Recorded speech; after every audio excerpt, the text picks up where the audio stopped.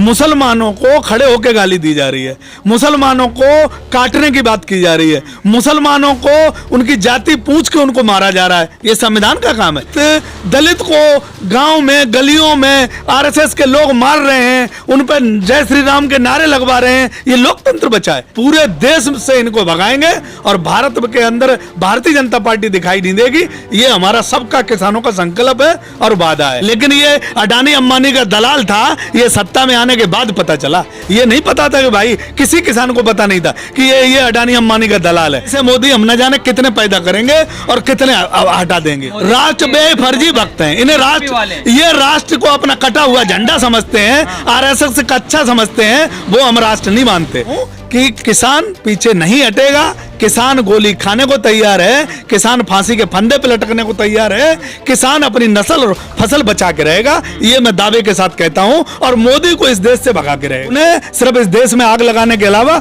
दूसरा उनका कोई नहीं, इस देश को लूटने के अलावा दूसरा कोई नहीं, इस देश को गलत दिशा के ले जाने के अलावा और इस देश को भाइयों में हिंदू मुस्लिम में बांटने के अलावा दूसरे उनके पास कोई फंडा नहीं है। बने रहने दो ना। आधे तो कार्यकर्ता शामिल हो गए ना हमारे किसान आंदोलन में। उन्होंने सब अपनी अंधभक्ति बंद कर दी। जो भारतीय जनता पार्टी के कार्यकर्ता थे वो सब किसानों में शामिल हो गए, टूट टूट के दूसरी पार्टियों में शामिल हो गए। अब कोई नहीं बचा। अब सिर्फ कच्चाधारी लोग बच गए हैं। कच्चाधारियों को भी सही समय पे सतबुद्धि आ जाएगी, नहीं तो बाकी हम सुधार लेंगे। और सनातन धर्मी सब जागे हुए, उन्हें अपने राष्ट्र की परवाह है। राष्ट्र के साथ उन्हें पता है कि ये लोग क्या कर रहे हैं। ये सब देश की संस्थाएं बेच रहे हैं। LIC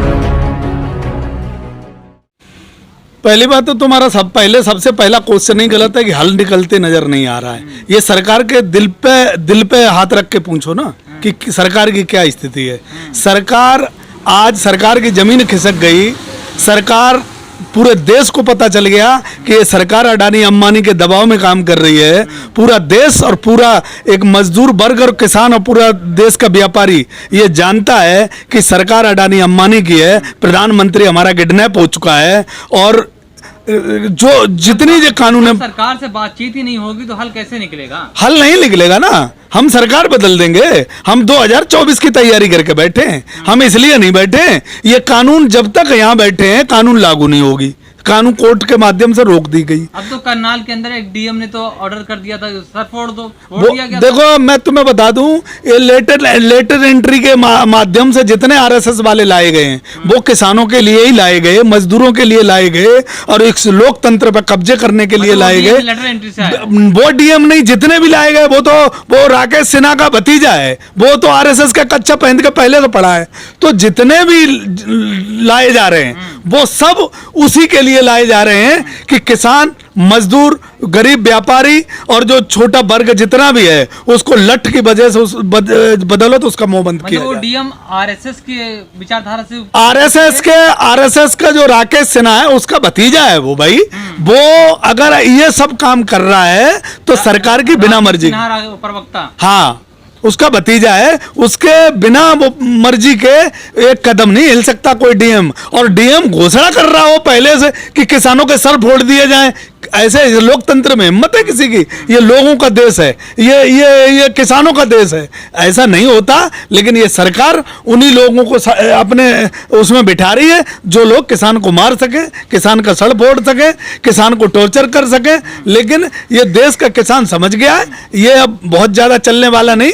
जब कोई भी आखिरी टाइम होता है तो अपने फड़फड़ाता है। के लिए तैयार है क्या? किसान गोली खाने के लिए भी तैयार है, किसान मरने के लिए तैयार है। लेकिन ये कानून देश में लागू होने देने के लिए तैयार नहीं है किसी भी तरीके से। किसान सब कुछ झेलने को तैयार है। हमें नस्ल और फसल हमारी बर्बाद हो उससे पहले हमें तो वैसे भी मरना है, फांसी लगा के मरना है, हमें जिंदगी में गुलामी करके मरना है, मजदूरी करके मरना है, उद्योगपतियों की इनकी चरण वंदना करके मरना है। तो इससे अच्छा तो जो है ना, इनकी गोली से मर जाएंगे, इनके डंडों से मर जाएंगे, इनकी लाठियों से मर जाएंगे, वो अच्छा होगा। क्योंकि जवाब कैसे देंगे? कौन जवाब देगा? आप जैसे अधिकारी जब ऑर्डर करके आपके सर फोड़ रहे हैं, इनका जवाब नहीं देंगे? जवाब दिया जाएगा। जवाब दिया जाए। कितने मारोगे भाई? हमारे पास कोई हथियार नहीं, हम गोली नहीं चला सकते, बम नहीं है हमारे पास संविधान है और उसी संविधान के माध्यम से इन्हें जवाब दिया जाएगा। किसान मजबूती के साथ और बैठा है और पूरे गांव में और क्षेत्रों में 5 तारीख को हमारी जो पंचायत हो रही है उसके माध्यम से जवाब दिया जाएगा। पूरे देश में एक बहुत बड़ी विचारधारा और बहुत सक्रिय तरीका से एक एक किसान एक एक गांव में मजबूती से खड़ा होगा एक एक भाई के साथ, और ये सरकार उखाड़ के फेंकने की। आप तो कर इस देश में अब संविधान तो है लेकिन संविधान काम नहीं कर रहा है। नहीं कर रहा है ना भाई, संविधान को कुचलने के लिए तो ये सारे काम कर रहे हैं। संविधान क्या काम कर रहा है? मुसलमानों को खड़े होकर गाली दी जा रही है, मुसलमानों को काटने की बात की जा रही है, मुसलमानों को उनकी जाति पूछ के उनको मारा जा रहा है। ये संविधान का काम है। कोई अगर मुसलमान को क्यों कह रहे हैं? दलित भी तो मारा। मैं वही तो कहने वाला हूँ कि दलित को गांव में गलियों में आरएसएस के लोग मार रहे हैं, उन पर जय श्री राम के नारे लगवा रहे हैं। ये लोकतंत्र बचा है, संविधान बचा है, लेकिन ये संविधान सिर्फ किसान लागू करके इस देश में छोड़ेगा दोबारा से। अरे भैया, ईस्ट इंडिया जो आई थी इनका दोबारा बिल्कुल वही प्लान है, लेकिन किसान इसे सफल नहीं होने देगा। किसान पूरी तरीके से तैयार बैठा है और मीडिया इन्होंने कब्जा कर रखी है। मीडिया के माध्यम से ये हमारे मुंह बंद करना चाहते हैं। कोई किसान मुंह बंद नहीं करेगा। लोकतंत्र में जितनी मीडिया हमारी बुराई करेगी उतने ही हम मजबूत होंगे और एक एक किसान को जगाएंगे, पूरे देश से इनको भगाएंगे और भारत के अंदर भारतीय जनता पार्टी दिखाई नहीं देगी। ये हमारा सबका किसानों का संकल्प है और वादा है, अगर इसने कानून वापस नहीं किए तो। 5 तारीख को महापंचायत करने जा रहे हैं, क्या लोगों को आप वहाँ पर बताने जा रहे हैं? 5 तारीख को 5 तारीख करनाल में जो कुछ हुआ उस घटना का बदला भी लेंगे क्या उस दिन? देखो, हम बदला लेने की बात इसलिए नहीं कर सकते हैं कि हमारे किसानों ने, संयुक्त मोर्चा ने पहले दिन से यह कह दिया है कि किसान हिंसा नहीं करेगा। और किसान अगर हिंसा करेगा और देश में जो नुकसान होगा वो किसान के बाप का है, इनके बाप का नहीं है जो सत्ता में बैठे हैं। ये हमारे पूर्वजों ने हमें दिया है। हमारे पूर्वजों ने आधी रोटी खा के और आधी धोती पहन के इस राष्ट्र को बनाया है। इनने जो कब्जा कर लिया है, इनका इस राष्ट्र में कुछ नहीं है। ये तो धोखे से आए थे और गलती से बैठ गए, इनको हम उतारना जानते हैं। धोखे से आ गए? क्या धोखे से? जब ये कहा गया मैं गरीब माँ का बेटा हूं, मेरी माँ ने घरों में बर्तन धोए, तो ये धोखा था। लेकिन ये अडानी अंबानी का दलाल था, ये सत्ता में आने के बाद पता चला। ये नहीं पता था कि भाई, किसी किसान को पता नहीं था कि ये अडानी अंबानी का दलाल है। हमसे कहा गया था कि मैं गरीब माँ का बेटा हूं, मेरी माँ ने घरों में बर्तन धोए हैं, मैंने स्टेशन पर चाय बेची है, तो हम लोग धोखे में आ गए और इसको वोट दे दिया। लेकिन अब हमें पता चला कि ये अडानी अंबानी का बहुत बड़ा वाला दलाल था, इसने हम किसानों के साथ धोखा किया। अब हम धोखे में आने वाले। आप दलाल कह रहे हैं? मैं कह रहा हूं ना, दलाल है प्रधानमंत्री। क्योंकि प्रधानमंत्री अगर कानून हमारे 1 साल पहले बनाता है और 5 साल पहले वेयर हाउस बना देता है, वो प्रधानमंत्री इस संविधान को नहीं मानता, इस राष्ट्र को नहीं मानता, इस किसान को नहीं मानता, वो प्रधानमंत्री इस देश को नहीं मानता। संसद भवन को नतमस्तक करके अंदर जाते हो। यही तो धोखा हुआ ना धोखा हमारे साथ। आखिरी बैठे हुए व्यक्ति तक हम विकास पहुंचाएंगे। अरे भैया, 15 आदमियों तक विकास पहुंचाने वाला आदमी आखिरी मजदूर तक विकास नहीं पहुंचा सकता है। 15 उद्योगपतियों को आपदा में अवसर दिया है। हमें तो सिर्फ आपदा में हमारा शोषण किया गया, हमें तो मजबूर किया गया। यहां तक कि हमारे जो शहरों में भाई बहन रहते हैं उनको 2 वक्त की रोटी भी छीन ली। 110 रुपए लीटर पेट्रोल दे दिया, 100 रुपए लीटर डीजल दे दिया, 200 रुपए लीटर सरसों का तेल दे दिया। राष्ट्र हित में है सर महंगाई। भाई ये राष्ट्र हमारे लिए नहीं है। हमारे लिए तो हमारा साल में सब महंगाई बढ़, हमारे लिए हमारा राष्ट्र, हमारा संविधान है। हमारे लिए हमारा राष्ट्र, हमारे देश के लोग हैं। हमारे लिए राष्ट्र हमारा तिरंगा है। मोदी नहीं राष्ट्र। हमारे लिए मोदी नहीं राष्ट्र है। ऐसे मोदी हम न जाने कितने पैदा करेंगे और कितने हटा देंगे। ये हमारे लिए राष्ट्र नहीं। हमारे लिए राष्ट्र हमारा संविधान, हमारे लिए राष्ट्र हमारा तिरंगा, हमारे लिए राष्ट्र हमारे राष्ट्र के लोग हैं। सबसे बड़ी भक्ति तो राष्ट्र की भक्ति तो राष्ट्र बेफर्जी भक्त हैं। इन्हें ये राष्ट्र को अपना कटा हुआ झंडा समझते हैं, आरएसएस का अच्छा समझते हैं। वो हम राष्ट्र नहीं मानते। हम हम राष्ट्र के लोगों को मानते हैं, हम राष्ट्र संविधान को मानते हैं, राष्ट्र ध्वज हम अपने तिरंगा को मानते हैं, हमारे लिए ये राष्ट्र है। और इसी राष्ट्र को धोखा देके ये प्रधानमंत्री सत्ता में आया है। अब हम धोखा खाने वाले नहीं, अब हम किसान आंदोलन में बैठ के सभी किसान मजबूत हो रहे हैं और अपनी मानसिकता बदल रहे हैं, देश में लोगों की भी मानसिकता बदल रहे हैं। संविधान को समझो, देश को समझो और अपने राष्ट्र को समझो। ऐसे बहुरूपियों को कभी दोबारा सत्ता में मत लाना जो तुम्हारी नस्ल और फसल बर्बाद कर दे। 5 तारीख को जो किसान महापंचायत का जो ऐलान किया है मुजफ्फरनगर में, तो क्या इस 5 तारीख को आप लोगों को क्या संदेश देने वाले हैं? 5 तारीख को जो मुजफ्फरनगर में किसानों का बहुत बड़ी पंचायत होने जा रही है, इतिहास की ये सबसे बड़ी पंचायत होगी। और यहाँ से संदेश संयुक्त मोर्चा क्या देगा मैं ये नहीं जानता, क्योंकि हमारे संयुक्त मोर्चा की बात है, वो वहीं डिस्कस होगा। लेकिन सच्चाई ये है कि हर एक बूथ और हर एक गांव और हर एक कस्बे में किसान पहुंचेगा, ऐसा संकेत जरूर दिया जाएगा वहां से।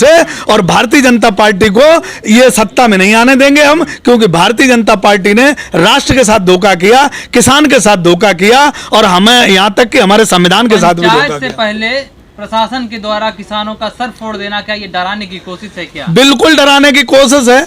और प्रशासन अभी और ऐसा करेगा, और प्रशासन जितना करेगा उतने ही हम साहस के साथ और मजबूती के साथ और एकता के साथ एक कंधे से कंधा मिला के हिंदू मुस्लिम सिख ईसाई सब सामना करेंगे। अगर तुम जनरल डायर बनने को तैयार हो तो किसान को भगत सिंह बनने में कोई कुरेज नहीं है।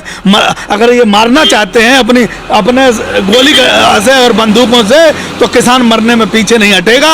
जो किसान को सिर्फ एक ही है कि अपनी नस्ल और फसल बचाएगा, किसी भी कीमत दे के बचाना पड़े। भगत सिंह बनकर गोली चलाएंगे क्या? चलाए, अगर वो चलाएंगे क्या? नहीं, हम नहीं गोली चलाएंगे। अगर हम गोली चलाते तो अब तक पता नहीं क्या से क्या होता। किसान कोई गोली नहीं चलाएगा। तो फिर भगत सिंह उधम सिंह की बात, भगत सिंह इसलिए है कि भगत सिंह जैसों को अंग्रेजों ने आतंकवादी घोषित कर दिया था, इन्होंने भी हमें कम नहीं छोड़ा। और भगत सिंह के साथ तो क्या क्या नहीं किया था। लेकिन वो ठीक है, लेकिन मैं बता रहा हूं कि किसान पीछे नहीं हटेगा। किसान गोली खाने को तैयार है, किसान फांसी के फंदे पे लटकने को तैयार है, किसान अपनी नस्ल और फसल बचा के रहेगा, ये मैं दावे के साथ कहता हूं। और मोदी को इस देश से भगा के रहेगा। अति नरसिम्हा सरस्वती का नाम तो आपने सुना होगा, लगातार वो बयानबाजी करते रहते हैं, कभी मुस्लिमों के खिलाफ आग उगलते हैं। अब तो हद उन्होंने कर दी, उन्होंने महिलाओं को लेकर के बड़ा आपत्तिजनक बयान दिया। उन्होंने कहा है कि बीजेपी के अंदर तमाम जो महिला जो आज बड़े पदों पर हैं, वो सभी कई मर्दों के साथ जा करके आज यहाँ तक पहुंची है। लेकिन तमाम बीजेपी की महिला शांत हैं, चाहे साक्षी ये हो जाए, स्मृति ईरानी हो, आनंदीबेन पटेल हो, तमाम जो सांसद और विधायक हैं वो लोग अभी चुपचाप है। क्या हुआ?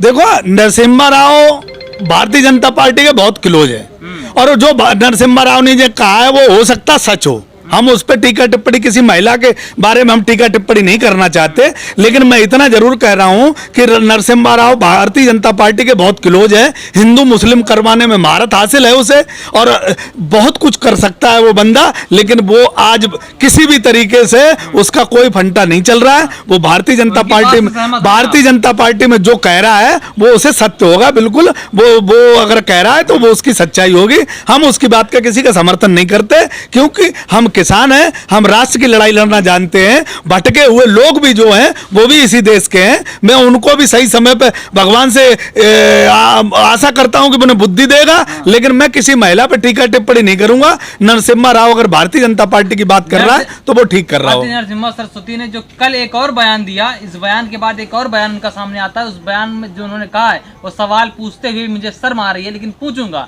उन्होंने कहा कि हिंदू जो मर्द हैं वो सीना झुका कर चलते हैं और मुसलमान मर्द सीना तान कर चलते हैं, वहीं पर जो हिंदू महिला हैं वो सीना छाती खोल कर चलती हैं, दिखा कर चलती हैं, और मुसलमान महिला जो है वो छाती छुपा कर चलती है। वो हिंदुओं की बात नहीं कर रहा है, वो भारतीय जनता पार्टी की बात कर रहा होगा। हिंदुओं की बात नहीं कर रहा है वो अगर नरसिम्हा राव बात कर रहा होगा तो सीना झुका के चलते हैं। वो भारतीय जनता पार्टी के लोगों को पता चल गया है, हिंदू हिंदू तो एक बात तो बता दूं कि हिंदू तो हमारा धर्म ही नहीं है, हमारा सनातन धर्म है। हम सनातनी लोग हैं, हम अपने देश में सभी लोगों, मैं नहीं हूं हिंदू, मैं सनातनी धर्म है, हमारा हिंदू धर्म नहीं है। हम अपने जो हमारा जो धर्म है उससे हम प्यार करते हैं, हम अपने देवी देवताओं को प्यार करते हैं, लेकिन हिंदू हमारा धर्म नहीं, हम सनातनी धर्मी लोग हैं। हमारा सनातन धर्म पे हमें गर्व है और मैं बताता हूं कि हम लोग छाती खोल के चलते हैं, सीना चौड़ा करके चलते हैं। इस देश में हिंदू, मुस्लिम, सिख, ईसाई सभी भाई एक छत के नीचे, एक छप्पर के नीचे, हमें एक दूसरे पे गर्व है। हम बिल्कुल इस बात को नहीं वो करते हैं कि हम हिंदू हैं, हमें अपने भारत पे गर्व है, अपने लोगों पे गर्व है। लेकिन अगर वो कह रहा है तो वो भारतीय जनता पार्टी के जो फर्जी हिंदू हैं उनकी बात कर रहा होगा, वो सत्य कर, बिल्कुल बिल्कुल बिल्कुल आरएसएस वालों की बात कर रहा होगा। आरएसएस वाले सब हिंदू हैं, उन्हें सिर्फ इस देश में आग लगाने के अलावा दूसरा उनका कोई नहीं, इस देश को लूटने के अलावा दूसरा कोई नहीं, इस देश को गलत दिशा के ले जाने के अलावा और इस देश को भाइयों में, हिंदू मुस्लिम में बांटने के अलावा दूसरे उनके पास कोई फंडा नहीं है। लेकिन हम इस देश को ऐसा नहीं होने देंगे। ये देश हमारा है, हम सब किसानों का है, 135 करोड़ लोगों का है और ये किसान हिंदू, मुस्लिम, सिख, ईसाई सबकी एकता में बंधा हुआ है, संविधान को मानता है, राष्ट्र इसका धरोहर है, इसको बर्बाद नहीं होने देगा। इसके लिए हमें किसी भी हद तक गुजरना पड़े, हम गुजरेंगे। लड़कर देश बचा लेंगे आप? बिल्कुल बचा लेंगे। अगर गांधी जी की एक लाठी अगर देश को बचा सकती है, बाबा साहब का लंगर अब तक चल सकता है, तो इस देश में सब कुछ हो सकता है। कुछ नहीं बच सकता जो ना हो, ऐसा कुछ भी नहीं हो सकता। आरएसएस कहता हमारे 50 करोड़ कार्यकर्ता हैं।